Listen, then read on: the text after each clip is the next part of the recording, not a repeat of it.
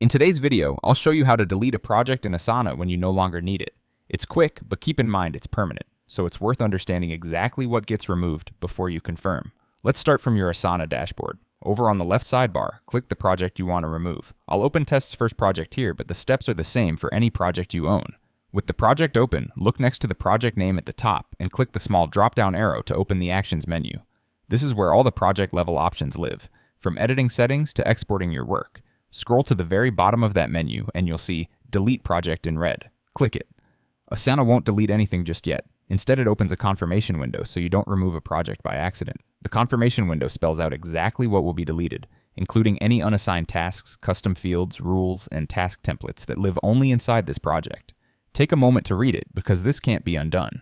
When you're sure, click the red delete button to confirm, and the project is permanently removed from your workspace. If you have any second thoughts, just click cancel instead and nothing changes. That's how you delete a project in Asana. Thanks for watching and happy organizing.